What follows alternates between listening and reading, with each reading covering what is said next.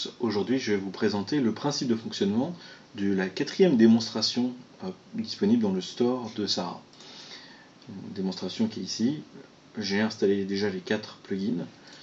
On peut voir que les 4 plugins sont directement disponibles dans mon installation. Et donc cette fois nous allons travailler sur la quatrième démo. Alors de la même manière, j'ai toujours un fichier de propriété dans lequel on va décrire le nom, la description, la version et un champ supplémentaire comme dans la deuxième démonstration, variable, avec une syntaxe un petit peu particulière.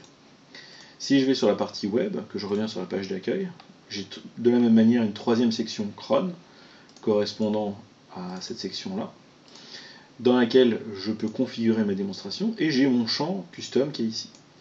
Donc ce champ est un champ qui est un petit peu bizarre, qu'on appelle un cron. C'est-à-dire qu'on peut décrire avec différents paramètres la périodicité d'un événement, en disant tu fais ça toutes les semaines, tous les lundis à 8h, le deuxième jour du mois, etc., etc. La syntaxe est décrite ici, si vous cherchez sur Wikipédia crontab. C'est une logique Unix qui vous permet de décrire un petit peu comment vous allez exécuter une tâche périodiquement. Donc Sara intègre cette notion et les plugins peuvent être des plugins de type cron. La syntaxe est la même, on branche sur cron une fonction et cette fonction sera appelée périodiquement. Et donc dans notre cas, elle va vocaliser l'heure courante. Comment elle va s'exécuter régulièrement, ça fait un petit peu horloge parlante. Dans le code, on récupère la date, on récupère, donc c'est une date JavaScript toute simple, on récupère l'heure, les minutes, on fabrique une chaîne de caractères, et on va ensuite parler en disant TTS égale texte. Et donc, de la même manière, le plugin va s'exécuter. Donc le plugin s'exécute au démarrage du serveur, et ensuite, tous les X temps, X étant cette fameuse variable qu'on a définie. Et c'est automatique. Alors là, on a un cas d'usage d'horloge parlante.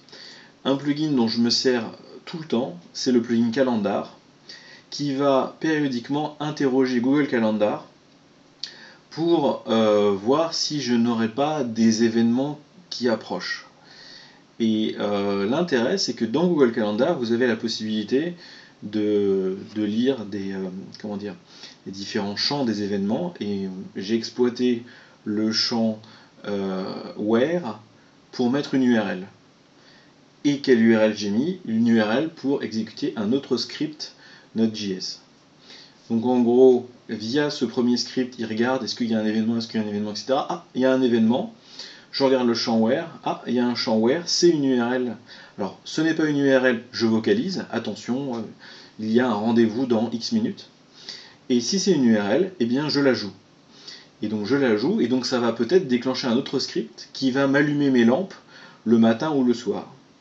Au final, je ne vais faire que piloter tous ces scripts-là depuis mon Google Calendar, organisé à des heures précises. Donc voici un exemple d'usage d'un cron. Un autre usage dont je parle lorsque je fais les présentations de Sara, c'est j'ai un cas de photo numérique qui est capable de lire un flux RSS de photos. Le problème, c'est que le flux RSS de photos, c'est un XML qu'il faut créer régulièrement dès qu'il y a une photo qui arrive. Donc un script cron va regarder un dossier en disant ah, est-ce qu'il y a des nouvelles photos? Oui, non, tous les X temps. Et dès qu'il y a une nouvelle photo, il va reconstruire le XML. Comme ça, le cas de photo, quand il va demander le nouveau flux RSS, il va voir qu'il y a eu des nouvelles photos, et donc il va se mettre à jour. Voilà, et puis après, vous pouvez imaginer énormément de tâches comme ça, récurrentes, pour vérifier des choses ou consolider des choses. La démonstration n'est pas très visuelle, vu qu'on a juste un JavaScript. Un petit détail, on a aussi un index.html que vous pouvez mettre dans vos plugins. Donc il est conseillé, si jamais vous voulez mettre un plugin sur le store, de fournir un petit index.html qui sera disponible depuis ici ce bouton module, et dans lequel vous allez afficher une mini documentation pour les utilisateurs du module. Donc ça permet d'un petit peu simplifier les choses. Dans l'avenir, il y aura peut-être d'autres concepts qui vont arriver, comme du HTML pour des applications mobiles, ce genre de choses. Voilà. Maintenant, vous pouvez vous amuser à fabriquer des plugins périodiques. Je vous remercie.